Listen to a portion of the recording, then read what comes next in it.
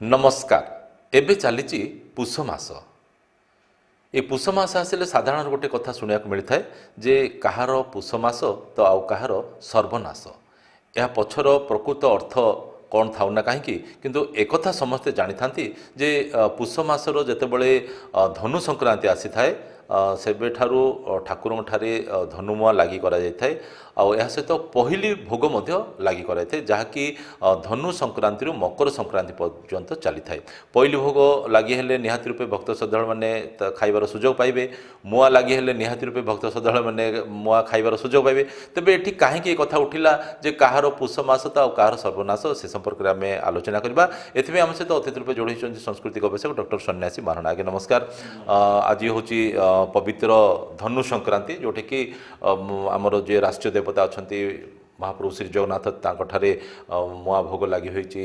इष्ट देवी ठारे मुआ भोग लगी होइछि। घरे मध्य पूजा मध्य करा जाइछि मुआ भोग। ये गोटे परंपरा कहीं केबठारु गंजाम जिला सहित दक्षिण ओडिशा रही। तो एसब भितर जो ये कथाटा जो रही गोटे प्रसंग रही जे कहार पुष मास तो कहार सर्वनाश से आम आरंभ कर। ओडिया रे गोटे लोक कथा अच्छी रोई दाई देई पाई।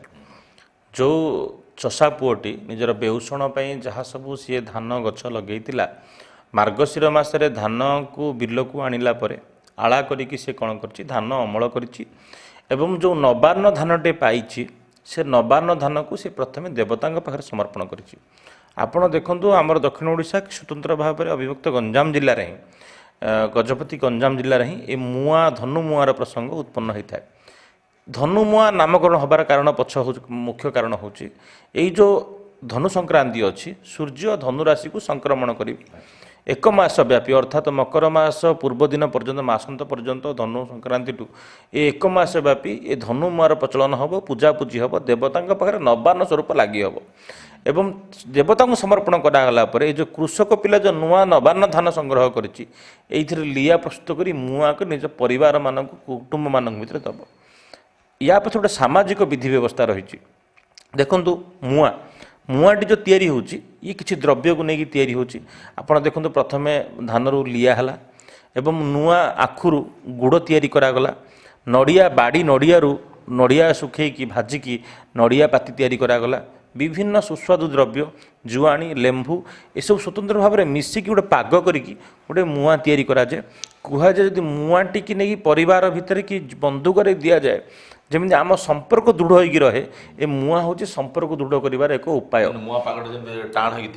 संपर्क भी टाण ही रे मुआ दिया निया कौन झील घर को भार हिसाब से दि जाए। नुआ जोई पिला को दि जाए। आपणकर संगात मैत्र मानक दि जाए। बंधु बांधव दि जाए। आउ जो अन्य दिन मानक आम क्या घर गले जमी मिठा मिक्सचर नहीं कि जाऊे एवं सब मुआ नबार प्रकरण हम ए समय ए पाग से मुआ पे अनुकूल। तेणु स्वतंत्र भाव में किसी निर्दिष्ट समय पर ए मुआटी प्रचलित हम आर मधुरता नहीं संपर्क भितर गोटे निबिड़ता तैयारी हम। ये हूँ सामाजिक विधि व्यवस्था। कहार पुष मास कहार सर्वनाश ये प्रश्नटा सत कथाटी हूँ जो वर्ष सारा चषा पुओ बेउषण करें जदि सी परिश्रम कर 4 मास तार भल धान फल तो भल धान से महाजन कि सरकार को बिक्री कलापर निज पांठि पाइब। तेणु तापाई कहला तार पुष मास अर्थात ता घर को धन आगमनर मास लाभ।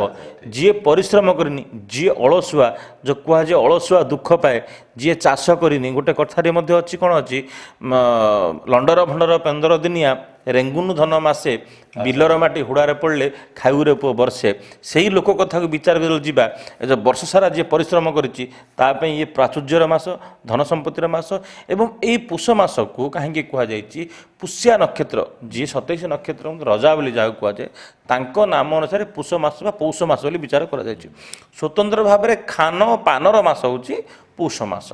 तेणुक महाप्रभु स्वतंत्र भाव जगन्नाथ पहली भोगर व्यवस्था यही मसरे ही करा जाइछि एवं परिवार भितर बंधुता सामाजिक विधि व्यवस्था बाहा पुआणी बंद थाए समस्ते बेपार वाणिज्य लिप्त था। यही मास पर जो मकर मास आसब ତାପରେ ସ୍ୱତନ୍ତ୍ର ଭାବରେ ମାଘ ଯୁଗ ଆରମ୍ଭ ହେବ। ମାଘ ଫାଲ୍ଗୁନ ସେ ଯୁଗ ହେଇକି ଆରମ୍ଭ ହେବ, ଯାହାକୁ ଅୟମାରମ୍ଭ ଯୁଗ ବୋଲି ମଧ୍ୟ କୁହାଯାଇଛି। ଶୀତର କାକର ପହିଲି ଭୋଗ ଯେଉଁ ଅଛି ପ୍ରଚଳନ ଅଛି ପରମ୍ପରା ଯେଉଁ ଅଛି ତା ବିଷୟରେ ଆଉ ଟିକେ ଖୋଲିକି ଆଲୋଚନା କରିବା। କାରଣ ଆମେ ଦେଖିଥାଉଛୁ ଯେ ମୁଁ ଯେବେଠାରୁ ଜାଣିଛି ଯେ ବିଶେଷ କରି ଜଗନ୍ନାଥଙ୍କ ପାଖରେ ଲାଗି କରାଯାଏ, ବିଷ୍ଣୁ ମନ୍ଦିରରେ ହୁଏ, କୃଷ୍ଣ ମନ୍ଦିରରେ ହୁଏ, କିନ୍ତୁ ଆଜିକାଲି ଦେଖୁଛି ଅନ୍ୟାନ୍ୟ ମନ୍ଦିରରେ ମଧ୍ୟ ସେସବୁ ହେଉଛି। ହନୁମାନ ମନ୍ଦିର କୁହନ୍ତୁ, ଗଣେଶ ମନ୍ଦିର କୁହନ୍ତୁ, ଏସବୁ କ'ଣ? ପ୍ରକୃତରେ ପହିଲି ଭୋଗର ଉତ୍ପତ୍ତି କେଉଁଠୁ ଉତ୍ପନ୍ନ ହେଲା?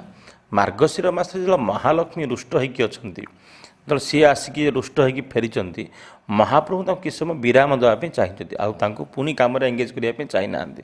ତାଙ୍କୁ ଅନୁମତି ଦେଇଛନ୍ତି ଆପଣ ଟିକେ ଆପଣ ବାପା ଘରକୁ ଯାଇକି ଚିତ୍ତ ବିନୋଦନ କରିକି ଫେରନ୍ତୁ। ଏବଂ ବିଧିବଦ୍ଧ ମୁତାବକ ଭାବରେ ମହାଲକ୍ଷ୍ମୀ କ'ଣ କରନ୍ତି, ଚନ୍ଦ୍ରଭାଗା କୂଳରେ ଥିବା ଯେଉଁ ବରୁଣେଶ୍ୱର ମହାଦେବ ଅଛନ୍ତି ସେଠିକି ମହାଦେବୀ ବିଜେ କରିବେ। ମକର ସଂକ୍ରାନ୍ତିରେ ସେଠୁ ଭାର ନେଇକି ସେ ଫେରିବେ। ଏଇ ଯେଉଁ ଧନୁ ସଂକ୍ରାନ୍ତିରୁ ମକର ସଂକ୍ରାନ୍ତି ଆସନ୍ତା ପର୍ଯ୍ୟନ୍ତ ଏଇ ଯେଉଁ 1 ମାସ ବ୍ୟାପୀ ସମୟ ରହିଲା, ଯେହେତୁ ମହାଲକ୍ଷ୍ମୀ ଶ୍ରୀମନ୍ଦିରରେ ନାହାନ୍ତି, ସ୍ୱତନ୍ତ୍ର ଭାବରେ ଘରେ ବୋହୂଟେ ନାହିଁ, ଦାୟିତ୍ୱ ଶାଶୁର ନିହାତି ପଡ଼େ। ସେହି ସମୟରେ ମହାପ୍ରଭୁ ଜଗନ୍ନାଥଙ୍କର ଯିଏ ମା ହେଲା ଯଶୋଦା ମାତା, ଯାହାଙ୍କର ଆଗରୁ ପ୍ରବୃତ୍ତି ଅଛି ଯେ ପାହାନ୍ତିଆ ପାହାନ୍ତିଆ କାଉନ ରାବିଆପୁର ଉଠିକି ସିଏ ଭୋଗ କରିକି ପିଲାଙ୍କୁ ଦେଲେ ପିଲା ଗାଈ ନେଇକି ଜଙ୍ଗଲକୁ ଚରାଇବା ପାଇଁ ଯିବେ। ସେହି କଥାକୁ ମନେ ପକାଇବାକୁ ଯାଇକି କାଉ କା ରାବିବା ପୂର୍ବରୁ, କାଉ ଠା ରାବିବା ପୂର୍ବରୁ କ'ଣ କରନ୍ତି ନା ଆପଣଙ୍କର ମଙ୍ଗଳ ଆଳତି ଏବଂ ଅବକାଶ ନୀତି ପରେ ପରେ ହିଁ ମହାପ୍ରଭୁ ସ୍ୱତନ୍ତ୍ର ଭାବରେ ଏକ ଭୋଗ ଲାଗି ହୁଏ, ଯାହାକୁ ପହିଲି ଭୋଗ ବୋଲି କୁହାଯାଏ। ଏ ମାସ ସାରା ମହାପ୍ରଭୁ ଯଶୋଦା ମାତାଙ୍କର ହାତ ରନ୍ଧା ଖାଆନ୍ତି।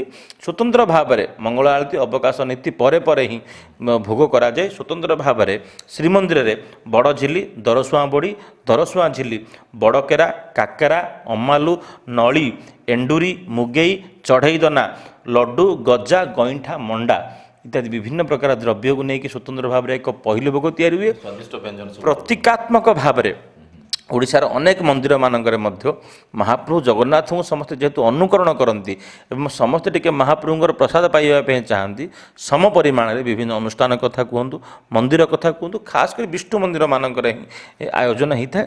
ସେଠି ମଧ୍ୟରେ ମହାପ୍ରଭୁଙ୍କର ଅବକାଶ ମଙ୍ଗଳ ଆଳତି ପରେ ପାହାନ୍ତି ପାହାନ୍ତି ପ୍ରଥମ ଭୋଗଟି, ଯେଉଁ ଭୋଗଟି ପ୍ରଥମେ ଲାଗେ ତାକୁ ପହିଲି ବୋଲି ଓଡ଼ିଆରେ କୁହାଯାଏ।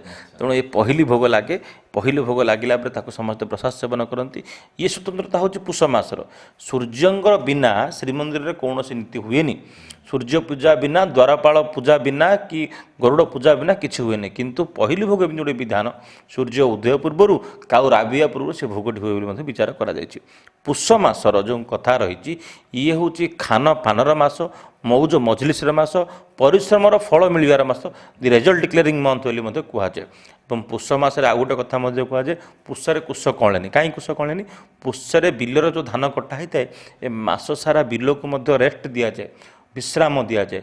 କୌଣସି ମାଙ୍ଗଳିକ କାର୍ଯ୍ୟ ହୁଏନି, କେବଳ ଶାନ୍ତି ବିଧାନ, ତତ୍ତ୍ୱ ବିଧାନ ଏବଂ ଆପଣଙ୍କର ପୁଷ ପର୍ବ କିଛି ହୁଏ।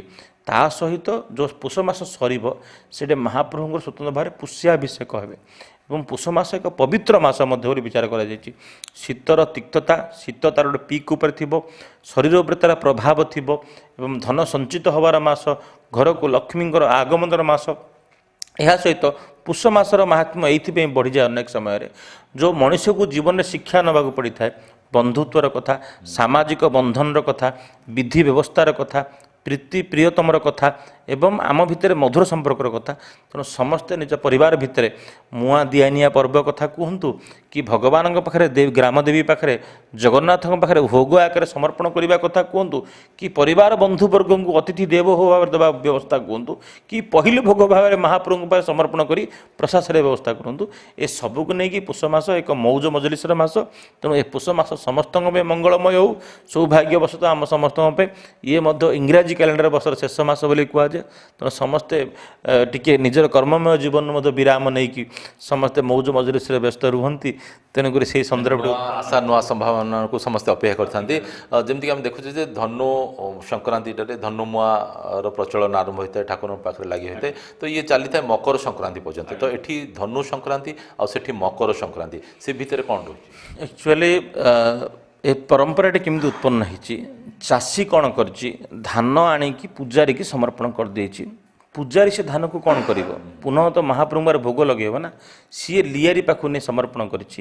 ଲିଆରି ସେଥିରେ ସୁସ୍ୱାଦୁ ଏକ ମୁଆଁ ତିଆରି କରିଛନ୍ତି ଏବଂ ସେ ମୁଆଁଟି ପ୍ରତିଦିନ ମହାପ୍ରଭୁଙ୍କ ପରେ ଲାଗି ହେଲା ପରେ ଏ ପୂଜାରୀ କ'ଣ କରିଛି? ଗାଁରେ ସମସ୍ତଙ୍କୁ ବାଣ୍ଟିଛି ଦେଇଛି।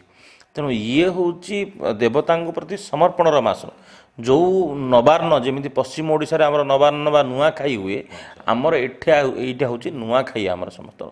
ଯେଉଁ ଅନ୍ନଟି ବିଲରୁ ଆସି ପହଞ୍ଚେ ଏବଂ ମନ୍ଦିରରେ ଆସି ପହଞ୍ଚେ, ମନ୍ଦିରର କାର୍ଯ୍ୟରେ ତାହା ଉପଯୋଗ ହେବା ପୂର୍ବରୁ ତାହା ଦେବତାଙ୍କ ପାଖରେ ଲାଗି ହୁଏ ଏବଂ ଭକ୍ତଙ୍କ ଭିତରେ ବଣ୍ଟା ହୁଏ। ତେଣୁ କେଉଁଠି ନା କେଉଁଠି ଯେଉଁ ମଧୁର ଭାବ କଥା ଇଏ ଆମର ଅବିଭକ୍ତ ଗଞ୍ଜାମ ଜିଲ୍ଲା କୁହନ୍ତୁ କି ଗଞ୍ଜାମ ଜିଲ୍ଲାରେ ହିଁ ଦେଖିବାକୁ ମିଳେ। ପ୍ରତୀକାତ୍ମକ ଭାବରେ ଆମେ ମଧ୍ୟ ଆମ ବନ୍ଧୁବର୍ଗକୁ ସମ ପରିମାଣରେ ଧନୁ ମୁଆଁ ଏ ମାସେ ସାରା ଦେଇଥାଉ। ଯେମିତି ଆସ୍ତେ ଆସ୍ତେ ଥଣ୍ଡା କମି କମି ଯିବ, ଗରମ ବଢ଼ି ବଢ଼ି ଯିବ, ସେ ପାଗ ବି ଫିଟିଯିବ ଏବଂ ମୁଆଁ ବି ହେବନି। ତେଣୁ ଏ ପାଗ, ଏ ସମୟ, ଏ ଯେଉଁ ପୁଷ ମାସର ବେଳା ମୁଆଁ ପାଇଁ ଉପଯୁକ୍ତ ସମୟ। ଦେବତାଙ୍କ ପାଖରେ ସମର୍ପଣ କରିବା ହେଉ, ଅତିଥିଙ୍କୁ ଦେବତା ମନେକରି ଦେବା କଥା ହେଉ, ସମ୍ପର୍କର ଦୃଢ଼ତା କଥା ବିଚାର କରି ଅନେକ କଥାକୁ ଚିନ୍ତା କରି ଏ ଧନୁ ମୁଆଁ ମଧ୍ୟ ଭୋଗ କରାଯାଇଥାଏ।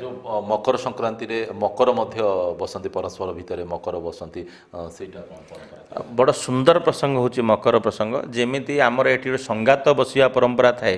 ଶ୍ରୀମନ୍ଦିର ଯାଇ 22 ପାହାଚ ଯଦି ଆପଣ ଯାଇକି ପ୍ରସାଦ ସେବନ କରାଇଦେଲେ ତାହେଲେ ଆପଣ ତାକୁ ଜୀବନ ସାରା ପାଇଁ ସଙ୍ଗାତ ବୋଲି କୁହାଗଲା। ଅର୍ଥାତ୍ ଦୁଇ ପରିବାର ସେ ଯେକୌଣସି ଜାତିର ହୁଅନ୍ତୁ ନା କାହିଁକି ତାଙ୍କ ନାଁ ବି ଧରାଯିବନି, ସଙ୍ଗାତ ବୋଲି ଡକାଯିବ। ସେ ଗୋଟେ ବନ୍ଧୁତ୍ୱ ଡକାଯିବ। ସମାନ ପରିମାଣର ଗୋଟେ କଥା ହେଉଛି ମକର। ଆମର 3ଟି କଥା ଓଡ଼ିଶାରେ ପ୍ରଚଳିତ: ବଉଳ, ମକର, ସଙ୍ଗାତ। ବଉଳ ଅମାବାସ୍ୟା ଦିନ ସ୍ୱତନ୍ତ୍ର ଭାବରେ ବଉଳ ବସନ୍ତି, ଅର୍ଥାତ୍ ଆମ୍ବ ବଉଳକୁ ହାତରେ ଧରିକି ପରସ୍ପର ଭିତରେ ସମ୍ପର୍କ। ବଉଳ ନାଁ ଧରିବେନି, ସେଇଟା ଝିଅମାନେ ପ୍ରାୟ ବଉଳ ବସନ୍ତି ଏବଂ ମକର ମାନେ ପୁଅ ଏବଂ ଝିଅ ଉଭୟ ମକର ବସିପାରନ୍ତି। ମକରର ପ୍ରକୃତ ଅର୍ଥ କ'ଣ ହେଉଛି? ଯେମିତି ଧନୁ ରାଶିରେ ସୂର୍ଯ୍ୟ ସଂକ୍ରମଣ କରିକି ମକର ହେବେ, ସମ ପରିମାଣରେ ଯେଉଁ ସୂର୍ଯ୍ୟ ଯାଇକି ମକର ରାଶିରେ ସଂକ୍ରମଣ ହେବେ, ଯାହା ଶନିଙ୍କର ନିଜ ଗ୍ରହ ଘର ବୋଲି କୁହାଯାଇଛି। ବାପ ପୁଅ ଏକାଠି ବସିଲେ ଗୋଟେ ପରିବାର ପ୍ରତୀକ ଆରମ୍ଭ ହେବ।